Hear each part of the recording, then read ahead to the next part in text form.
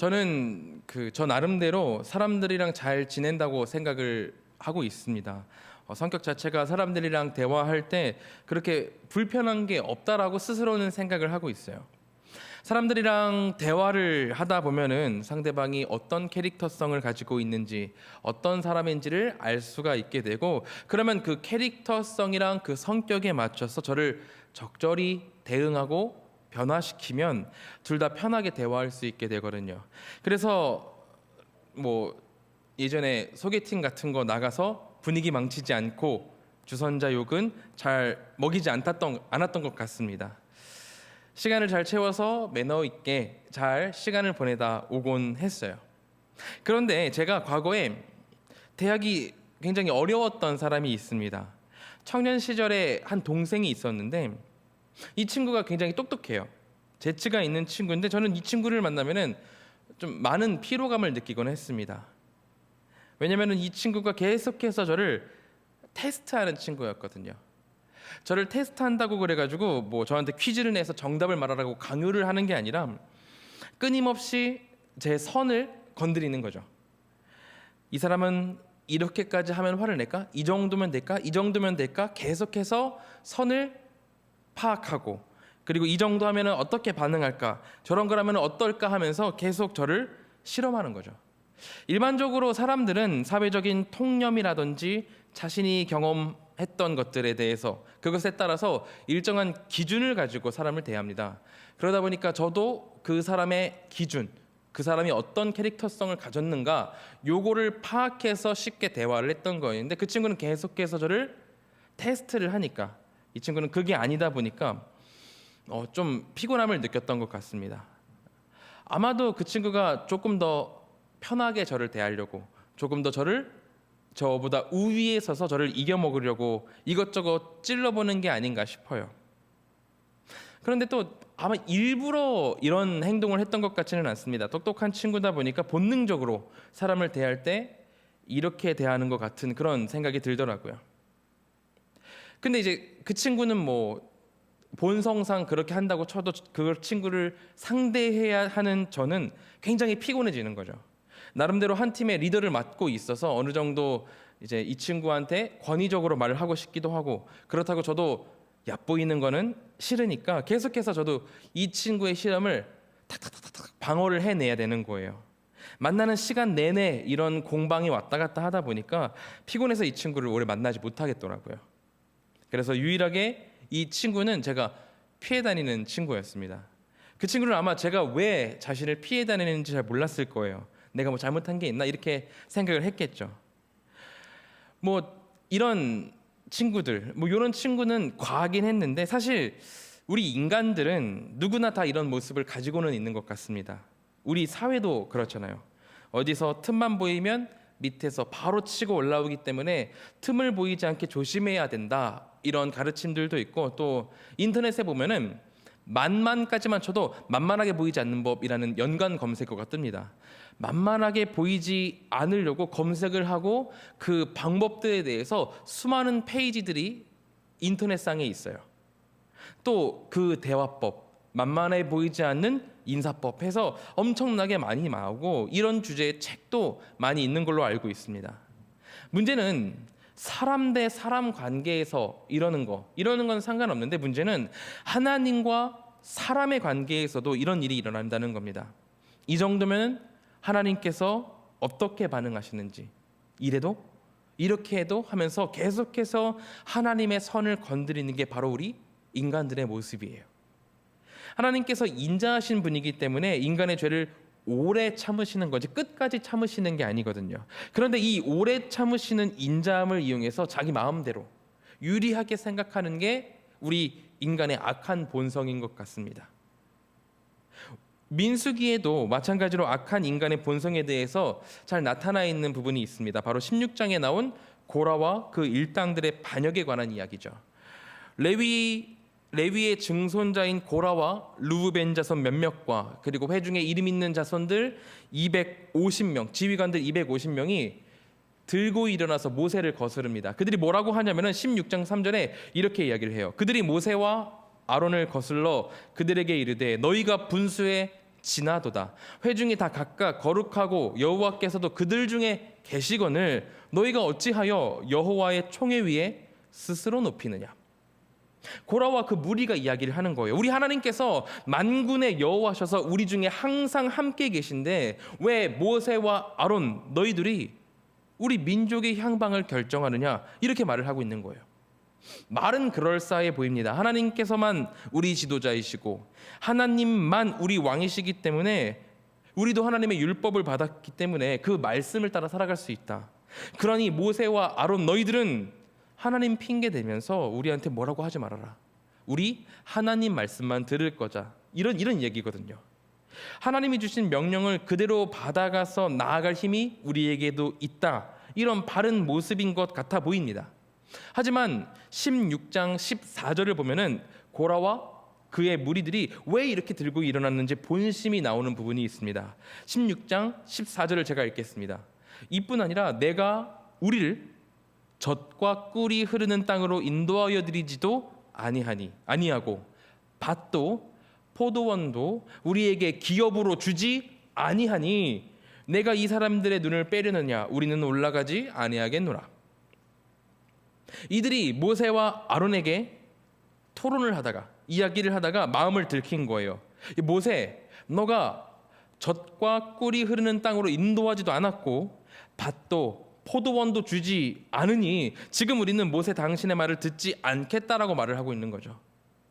처음 모세에게 이야기를 할 때는 마치 하나님의 뜻을 직접 받고 직접 움직이지 못해서 들고 일어나는 것처럼 하나님에 대해서 핑계를 댔지만 결국 고라와 그의 무리들이 들고 일어났던 건 14절에 나와 있듯이 물질이었습니다. 그들의 욕심 때문이었고 이렇게 하나님을 기만하고 있는 게 고라와 그의 일동들의 모습이었습니다. 주님은 이 불평과 반역에 크게 진노하셨습니다. 심각한 일이었거든요. 그들은 하나님을 핑계거리로 만들었으며 주님의 뜻에 정면으로 들고 일어났기 때문입니다. 하나님께서 모세와 아론을 리더로 세우신 것에 대한 시기, 질투, 반역, 그리고 그들 안에 있는 은근한 야망, 이 야망이 하나님 보시기에 너무나도 악했기 때문에 그들은 주님의 진노를 피할 수가 없었습니다. 결국 반역한 자손들 모두가 죽고 거기에 동참한 250명의 지휘관들도 멸절되었습니다. 심지어는 그 후 하루가 지나서도 마음에 불평이 남아있어 악한 동기가 사라지지 않아서 하나님은 어떤 일을 하시냐면은 전염병으로 치셔서 14,700명이 죽는 일까지 벌어집니다. 이스라엘 민족의 악함, 이 더러움은 고쳐질 기미가 보이지 않았고 그들에게는 선할 수 있는 가망이 없어 보일 지경이 바로 16절의 내용들이었습니다. 하지만 하나님께서는 아론을 통해서 다시 민족의 회복을 명령하셨으며 그 약속의 증거로 지팡이에서 메말라버린 생명력이 없는 그 지팡이에서 싹이 나고 또 꽃이 피고 살구 열매가 나게 하셨습니다. 이렇게는 악해서 죽은 것과 같은 이스라엘 민족, 이 이스라엘 민족과 같이 생명력을 잃은 지팡이에 싹을 움트게 하셔서 하나님은 죽어있는 이스라엘 가운데에서도 생명력이 넘치게 하시겠다는 약속을 지금 주고 계신 거예요. 자녀가 아무리 사고를 치고 말썽을 일으켜도 그 자녀를 다시 품으시며 안으시고 용서하시고 바른 길 가게 하는 것, 그런 게 부모잖아요. 이스라엘을 빚으시고 이곳까지 인도하신 하나님은 밑둥과 가지들을 다 쳐서 생명력이라고는 없는 한 톨도 남아있지 않은 그 지팡이와 같은 이스라엘 민족을 다시 끌어안으시면서 생명력을 보호하시고 열매 맺게 하시겠다 약속하시는 전능하시고 사랑이 넘치시는 분이신 겁니다. 감사하게도 이 은혜가 우리에게까지 전달되고 있습니다. 우리의 악함이 얼마나 큰지 우리 스스로가 너무나 잘 알고 있잖아요. 시기하고 질투하고 또 하나님을 시험하고 이용하고, 하나님은 우리로 하나님의 레일 위로 걸으라고 명령을 하시는데 우리는 하나님이 우리의 레일 위에 서시도록 계속해서 하나님을 끌어내립니다.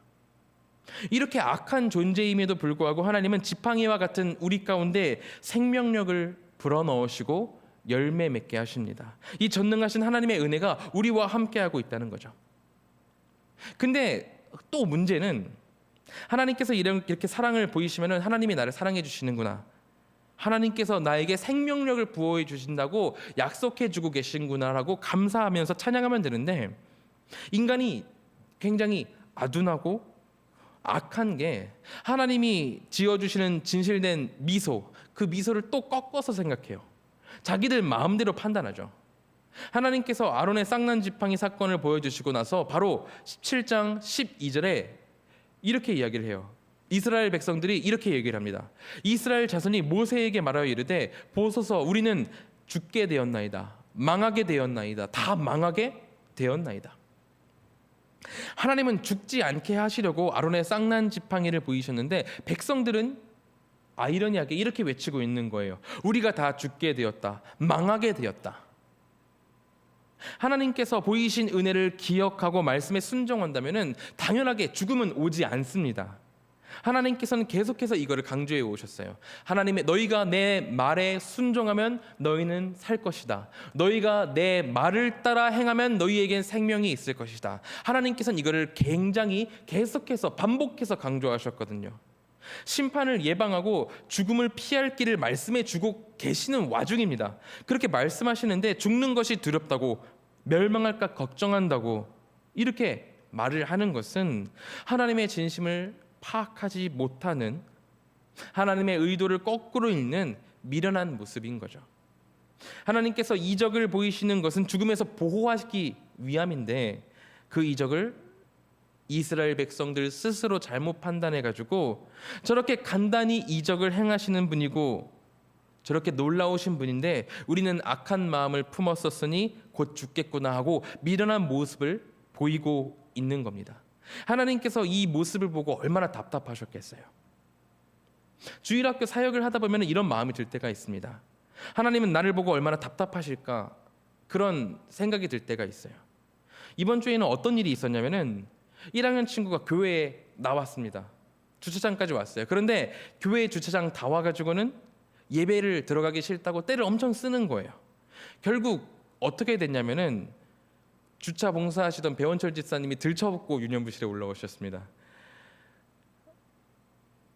그리고는 이 아이를 신발장 바로 앞에다가 내려놨는데 그 신발장 앞에서 입이 이만큼 나와가지고는 들어가기 싫다고, 예배하기 싫다고 막 드러눕고 그러는 거예요.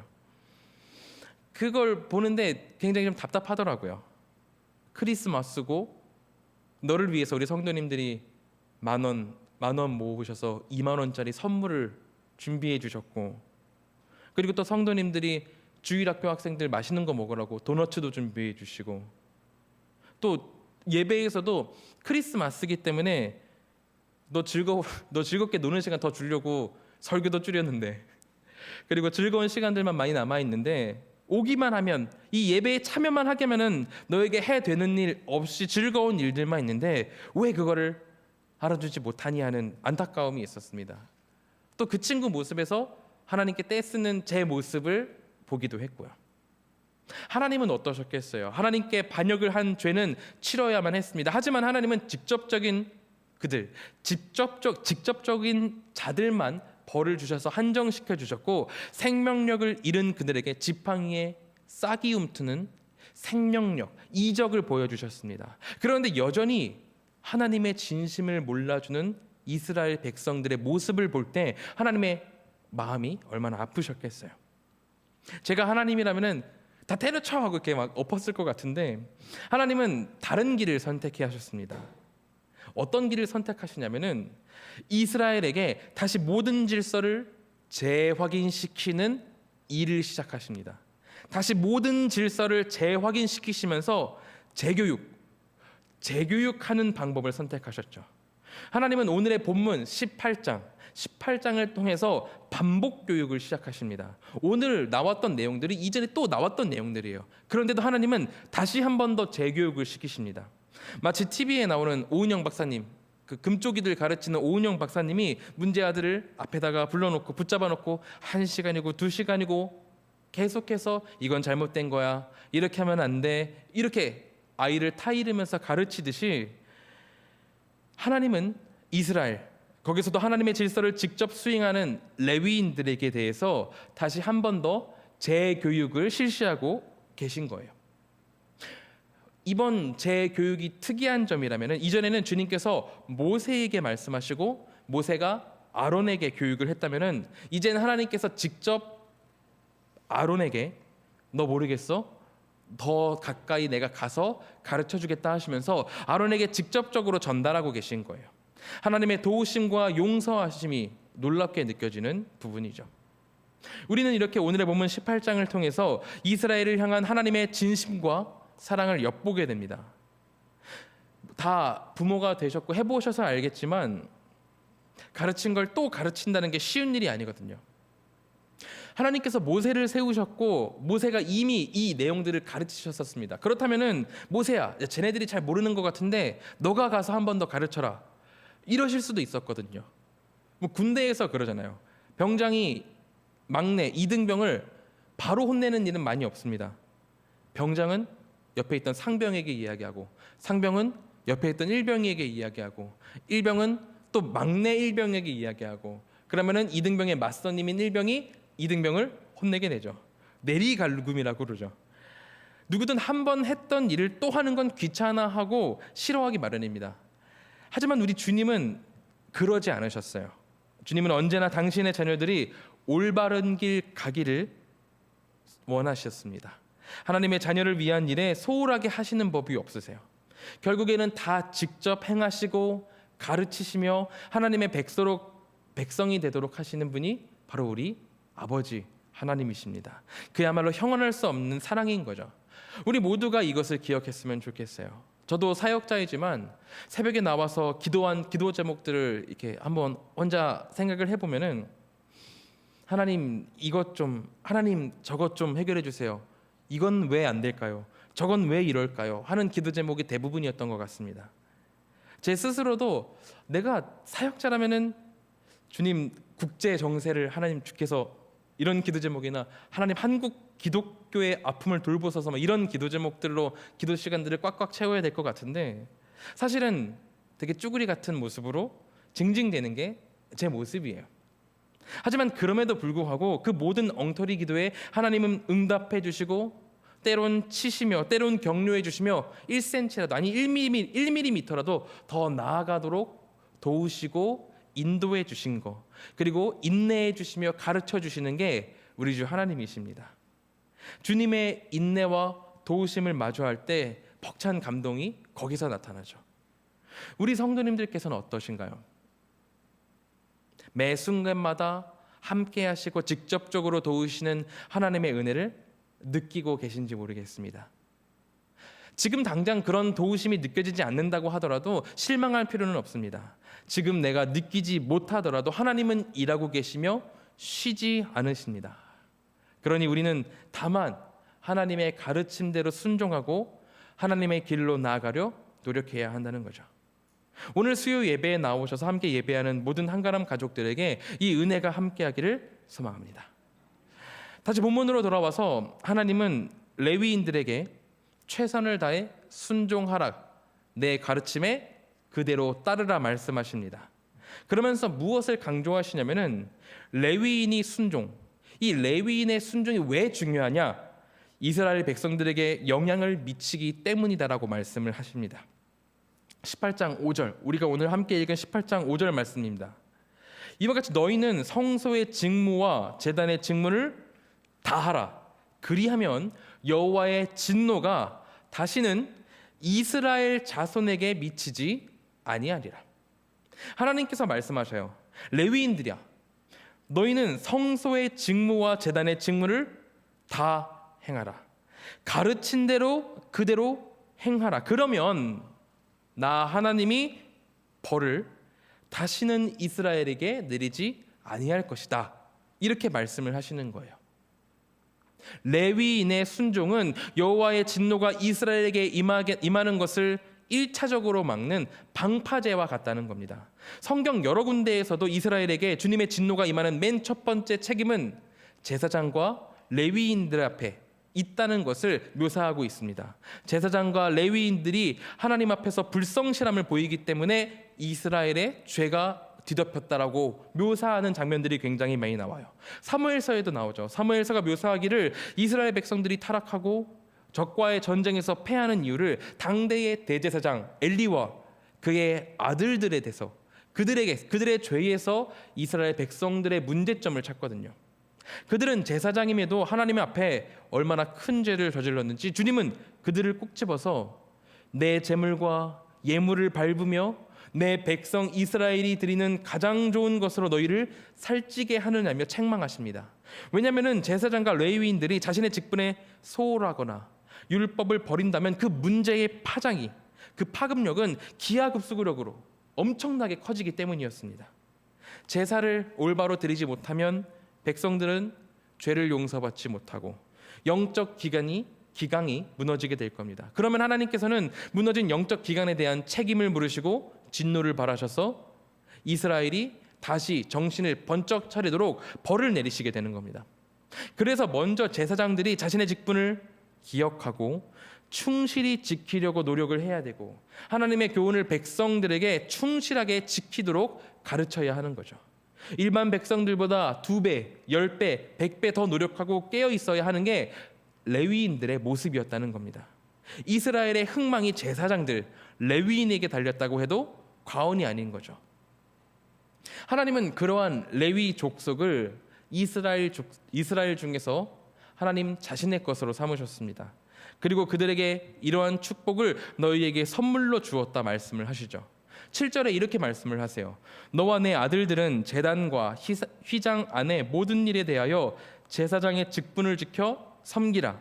내가 제사장의 직분을 너희에게 선물로 주었은즉 거기 가까이 하는 외인은 죽임을 당할지니라. 하나님께서 내가 제사장의 직분을 너희에게 선물로 주었다라고 말씀하셨기 때문에 직분을 받은 자는 권위적이거나 강압적인 태도를 가지면 안 됩니다. 선물은 은혜로 받은 것이기 때문이죠. 그렇게 은혜로 받은 것이기 때문에 자랑할 것이 없기 때문입니다. 또한 이 선물은 레위인들에게만 국한된 건 아니었습니다. 레위인이 주님께 직책을 선물로 받았다면 백성들은 또 하나님께로부터 레위인이라는, 하나님이 주신 레위인이라는 선물을 받은 셈이 되는 거니까요. 그러므로 백성들은 레위인의 직분을 귀하게 여기고 존중하고 제사장의 직분을 유익하게 사용해야만 했습니다. 죄를 씻는 제사로서든 말씀을 배우는 선생으로서든지 말이죠. 결국 하나님과 레위인 그리고 이스라엘 백성, 이들은 특별한 관계로 묶이게 됩니다. 레위인들이 더 특별한 직책을 맡는다고 해서 그게 자신의 힘으로 이룬 것이 아니고 하나님께 받은 것이고, 또 백성들은 하나님으로부터 레위인이라는 특별한 선물을 받아서 하나님의 업무를 전담하게 하고 거룩한 일에 힘쓰게 하니 더 누가 잘났고 더 누가 못났고 이런 게 없는 주님 안에서 조화가 이루어지게 되는 겁니다. 이 놀라운 조화는 저와 같은 사역자와 우리 성도님들의 관계에서도 마찬가지로 이루어져야 합니다. 물론 지금의 사역자는 옛날의 레위인이나 제사장과 완전히 똑같다라고 말할 수는 없습니다. 조금 다른 개념이긴 하죠. 하지만 하나님의 업무를 보고 경건을 위해 힘쓰고 성도님들께 주님에 대해서 교육을 한다는 점에서 일정 같은 일을 하고 있는 것이기 때문에 사역자와 일반 성도님들과의 바른 관계에 대한 힌트를 우리는 오늘 본문을 통해서 보게 됩니다. 저는 제가 받는 이 사역이 적어도 제가 받은 이 사명이 하나님께로 왔다는 것을 확신하고 있습니다. 주님께서는 제게 요한복음 21장의 말씀을 주시면서 당신들의 자녀를 먹이고 치라는 메시지를 주셨고, 저는 그 말씀에 힘입어서 신학을 공부하고 하나님의 말씀을 이렇게 전하고 있죠. 제가 하나님의 일을 하고 목사라는 거창한 타이틀을 들다 보니까 성도님들께서 엄청나게 높여주시고 위해 주시는 것을 너무 감사하게 생각하고 느끼고 있습니다. 하지만 이 모든 것이 제가 잘나서 일을 잘하고 맡은 사역에 대한 대처를 잘해서 능력이 뛰어나서 주시는 게 아니라는 것을 너무나 잘 알고 있어요. 제가 가진 목사라는 타이틀과 임무는 하나님께서 제게 소명이라는 이름으로 선물로 주신 것이고, 성도님들께서는 한가람에서 사역하는 사역자들이 하나님께서 한가람 교회와 또 우리 성도님들에게 나에게 주신 선물이구나 하는 마음으로 제 분에 넘치게 위해 주시고 있는 거란 거를 잘 알고 있죠. 제 모든 것이 하나님께 받은 선물이기에 제가 성도님들께 권위적일 게 없고 더 강요할 것이 없고 더 나쁘게 할 것이 없고 제 분에 넘치게 할 것이 없고 성도님들께서도 앞에 있는 이 사역자가 하나님이 주신 선물인 것을 기억하고 신앙을 위해서 유익하게 사용하는 것이 옳은 관계입니다. 때로 한국 교회의 상황들을 보면 목사님들은 너무 도가 지나치게 자신의 직책을 남용하시고 또 성도님들은 또 너무 지나치게 배척을 하시면서 하나님 앞에 올바른 관계가 형성되지 못하는 것을 보게 됩니다. 주님이 주신 선물을 스스로 뭉개버리는 모습인 거죠. 이것은 옳지 않은 모습입니다. 오늘 본문에서 하나님은 우리에게 말씀하세요. 내가 준 선물을 귀하게 여기고 지켜서 하나님의 복을 받도록 하라는 거죠.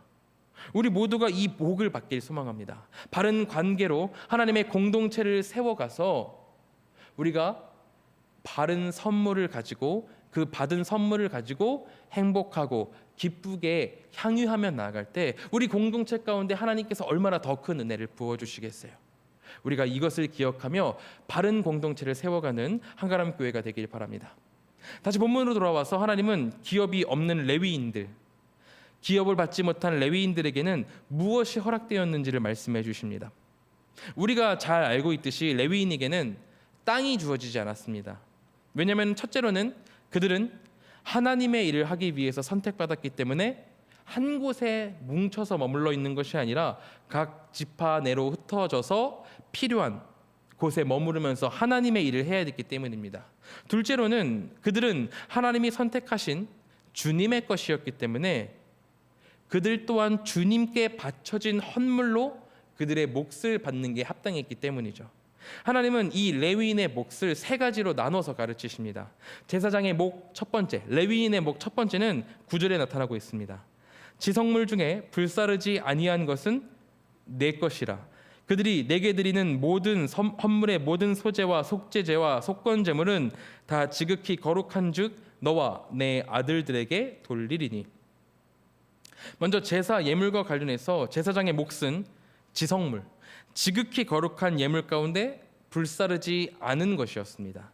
또한 소제와 속건제와 속건제물도 다 지극히 거룩한 것이었기 때문에 제사장에게로 돌아갔고 11절에 나왔듯이 이스라엘 자손이 드리는 거제물과 모든 요제물 또한 레위인들에게 영원한 몫으로 주어졌습니다. 제사장의 목 두 번째는 첫 것입니다. 그것이 곡식이든 짐승이든 모든 처음 난 것으로 여호와께 드리는 것들, 그 모든 것들이 제사장의 몫이 되었습니다. 왜 레위인들만 좋은 것을 독식하느냐, 독점하느냐 이런 생각이 들 수 있지만 모든 첫 것은 하나님께서 그들에게 주시겠다고 하시는 약속의 땅에서 얻은 것들입니다. 결실한다는 것은 그냥 결실해서 바로 딱 얻는 게 아니잖아요. 적당한 빛, 긴 시간, 수고, 풍부한 수량, 바람 등 기후 여건, 비옥한 땅, 수많은 외적인 요소들이 필요합니다. 그러므로 척박한 땅에서 첫 번째 것 그리고 최상의 것을 하나님께 가져오라는 것은 하나님의 심술이 아니라 그 땅에서 열매 맺기까지 하나님께서 베푸신 것들이 너무나도 많다는 것을 의미하거든요. 하나님께서 베푸신 모든 은혜에 대한 감사의 고백이 첫 것을 드리는 것으로 이루어지게 되는 겁니다. 하지만 세상은 이것과는 좀 반대인 것 같죠. 물질적인 보상과 내 목 챙기는 것에 익숙합니다. 나의 목, 나의 가족의 몫으로 정해져 있어서 내가 번 것을 누군가와 나눠야 된다. 이것은 완강히 거부하고 싶은 것들이 세상의 모습입니다. 물론 우리는 이 세상 안에서 살아가기 때문에 세상의 경제 논리가 익숙하고 가장 좋은 것을 주께 들어야 한다는 것이 익숙하지 않을 수는 있습니다. 그러나 성도가 물질적인 보상에 익숙한 유기를 살더라도 주일에 와서 말씀을 듣고 묵상하며 기도하며 찬양하며 되새겨야 할 것은 하나님께서 나의 보상이자 하나님께서 나의 산업이자 하나님께서 내 전부가 되신다는 겁니다. 물질이 아무리 풍족하더라도 인간의 욕심을 만족시킬 수는 없는 법입니다.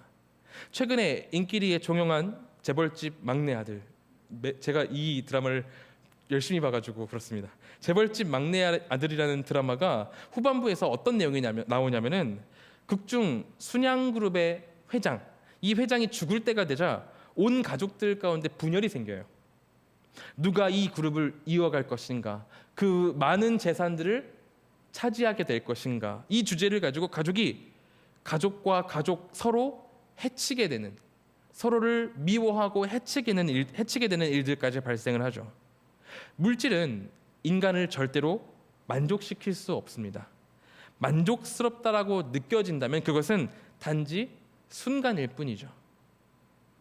집이나 차나 자식들의 성공이나 안전, 건강한 삶이 있더라도 그것이 우리의 영혼을 채울 수는 없습니다. 오직 나에게 가장 만족할 만한 보상과 몫을 주는 것은 하나님, 우리 주 하나님 그 자체이십니다.